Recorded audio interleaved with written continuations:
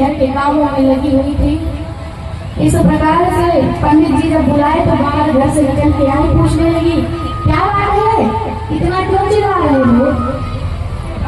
क्या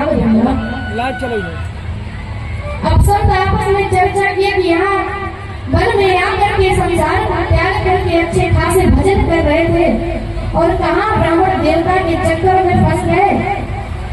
अगर इनको पुत्र होने का आशीर्वाद नहीं दिया तो ब्रह्म हत्या का अपराध और झेलना पड़ेगा। संतों ने विचार करके एक आम का फल आत्मदेव जी को दे दिया और कहा इसको ले जाकर अपनी पत्नी को दे दो और कहो 1 वर्ष तक भगवान का भजन करेंगी, खान पान में नियम संयम रखेंगी और पवित्रता से रहेंगी, आपके घर में निश्चित ही एक बड़ी सुयोग्य संतान होगी। ऐसा आशीर्वाद देकर के संत वहाँ से चले जाते हैं। आत्मदेव जी महाराज बड़े ही प्रसन्न होकर के घर को आते हैं और बड़े उन्हीं को बुलाते हैं। अरे देवी इतना प्रपंच करने लगी कि जो पड़ोस की महिला थी वो उठ करके वहाँ से करके चली गई। बोले तुम्हें जैसा ठीक लगे वैसा करना, संध्या का समय हो गया है, मुझे भी अपने घर में भोजन बनाना है। ऐसा कहकर महिला चली गई। गाँव में उसकी एक छोटी बहन ब्याही थी। जैसे ही दूसरे दिन उसकी बहन आ जाती है, अपनी बहन को देख करके बड़ी प्रसन्न हो जाती है धुंधली और जाकर के हृदय से लगा लेती है। अरे बहन अब तो मेरी आम का फल देख करके चिढ़ गई। बोली बड़ी जोर से गला फाड़ के चिल्ला रहे थे, ऐसे लग रहा था कि मेरे लिए कमला का हार नहीं।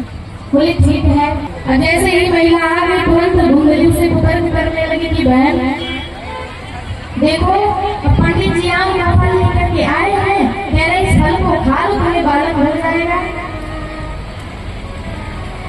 पड़ोस की महिला ने कहा कि क्या पता, देखो राजा दशरथ के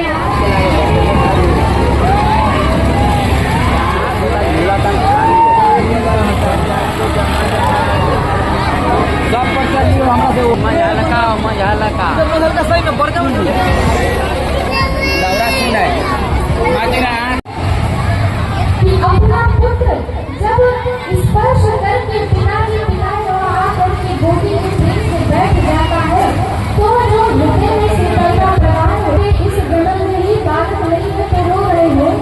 जहाँ तक गया कि नंद जी महाराज उसी पीपल के वृक्ष के नीचे जाकर के बैठे,